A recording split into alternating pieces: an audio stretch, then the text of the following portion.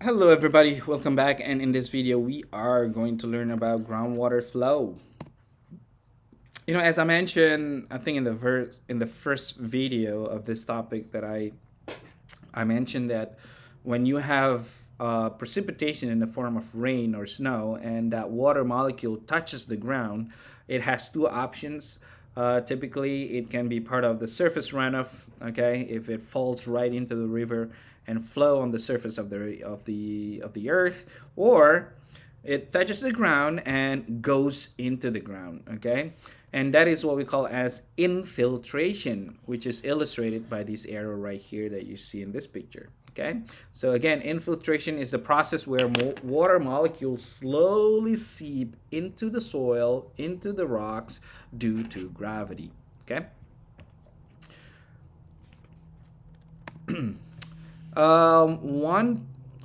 One of the terms that I would like to introduce you with is this one right here, which is called saturated zone. So, what is a saturated zone? This is an underground zone within the rocks or soil where all the pore spaces, okay, are filled with water.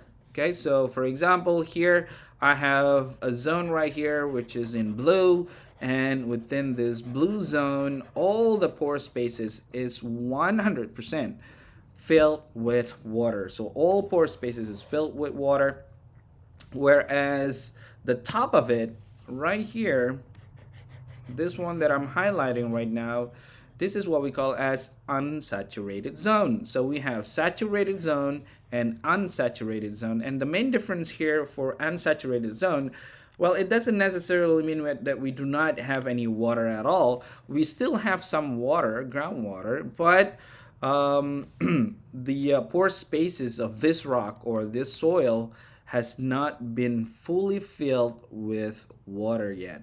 Okay, so again, we have unsaturated zone right here at the top, and then and zone of saturation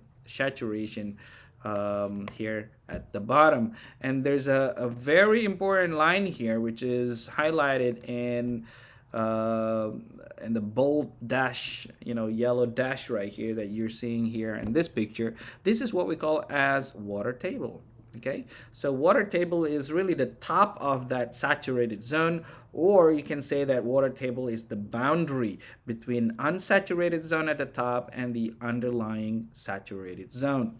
Okay, there's a term that we typically use to describe water table, which is called a hat, water hat, something like that.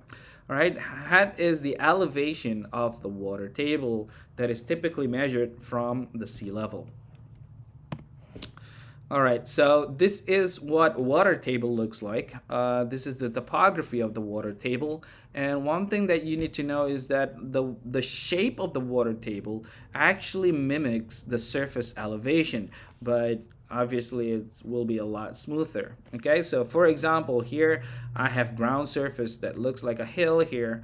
I have a hill, and then the groundwater right underneath it actually creates a very, very similar shape but much smoother. Okay, and again, we have another hill. We have one little hill right there and a slightly bigger one right there.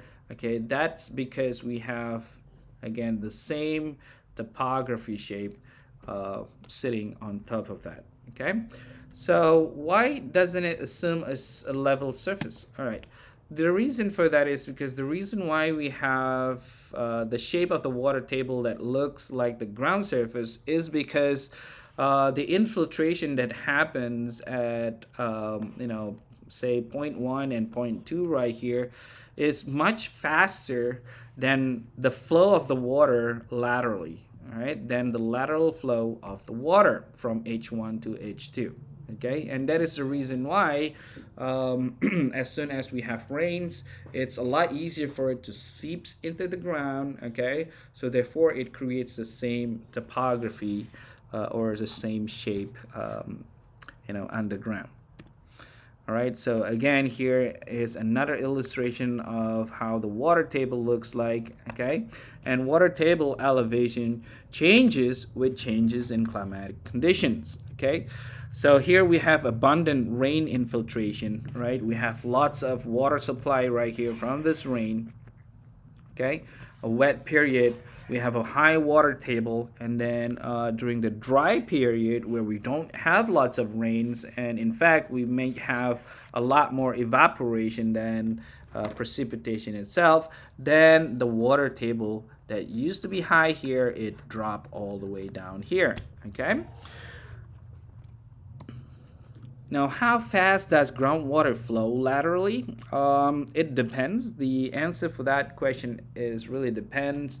Again, it depends on how deep the groundwater flows underground. Okay, if you're dealing with a shallow groundwater flow, it could only maybe take months or years from the recharge area here in the higher elevation to the discharge area here in the lower elevations. But if we're dealing with a very, very deep groundwater flow, for example, here, this could take thousands, maybe tens of thousands of years for it to flow underground and then eventually got discharged right here in this location. Okay, so again, the groundwater flows very, very slowly, and again, it depends on how deep the groundwater flow is. If it's very shallow, then it may take much faster time for it to flows and come back to the surface. I mentioned about these two terms already, recharge and discharge. Okay, recharge area is the area where groundwater is replenished, and discharge area is the areas where groundwater flows to the surface, and in this case, this is the recharge area right here. Okay, oops, sorry. So recharge area is this one right here. That's the example of a recharge area, all right, where the groundwater is seeping into the ground, where we have lots of rains, and discharge area is the area where groundwater flows out to the surface. Now remember, when groundwater flows out to the surface, there's actually a special term for this, and I'm pretty sure that most of you probably already heard about this term, which is called springs. Okay, springs are locations where groundwater discharges occur, and they develop mostly due to the intersection of water table and ground level. So for example, here let's take a look at this picture right here. All right, we have water table that looks something like this, and the water table intersects the ground surface right at that location, and the intersection of groundwater with ground surface will allow the water to flow out and create springs on the ground surface. Okay, so again, this is what the springs look like, and then springs can be, there are several different types of spring. We can have a standard discharge right here. We can have an impermeable base layer that creates springs. We could also have some permeable layer right here that creates springs as well, or purge discharge. But most cases happen because of the intersection of water table and ground level. Here's another example of springs. Again, we have some more complex form of how this groundwater is discharged in this location here. Faults can also create springs. Okay, this could be like a highway, a major highways for water to actually come to the surface and flow out on the surface, like here, like illustrated by this picture on the right side. All right, this is another example of springs right here. Okay. All right, and then another one that I would like to introduce you with is what we call as artesian flow. Okay, artesian means hydraulic gradient is large enough to cause groundwater to flow upwards and out of the ground. Okay, now here's the reason why we have artesian flow. Okay, artesian flow happens when the water table is higher than the location of the discharge point. Okay, so here I have the water table level is actually this high, which is much higher than the ground surface. Okay, and here in this case we have a joint or a fracture within the rock, so we have some openings within the rocks that can act as a conduit for the waters to flow out to the surface. Okay, the the reason why it flows automatically outside to the surface, to the ground surface, is because the hot water, right, the level of the water table is much higher than the ground surface. So therefore, it allows the pressure, the hydraulic pressure, to push the water out and flows on the surface. Okay. So again, this is another example of artesian flow right here. We have a recharge area filling this aquifer with water. And then what happened here is that this flowing artesian well is located right underneath the potentiometric surface, or the level of water table. Okay. Therefore, it allows this artesian well to flow automatically without any pumping.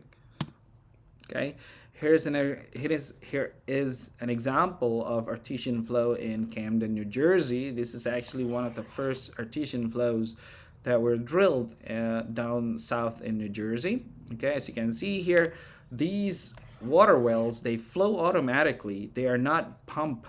The water was not pumped out of the ground. You know, when you poke the hole and when you create the hole, you basically release the pressure underneath it, and it allows the water to flow out to the surface. And this flow is called artesian flow. Okay. The concept of artesian flow is very important. The reason for that is because this is the same concept that they use in water tank, and probably in some of the townships that we live in. Okay, well, water, what happened here is that they drill a well and they got the water out of the ground, and they pump the water from the ground and into the water tank. Okay, the water tank is typically very, very tall, and it sits very, very high in elevation. The reason for that is because they want to create this surface of potentiometric surface right here, all right, which is much higher than houses and other, places around the town, for example. So therefore, the gravity will maintain the pressure from this water tank to the faucets that we have in our houses. Okay, and that's it for this video, and I'll see you in the next one. Okay, bye bye now.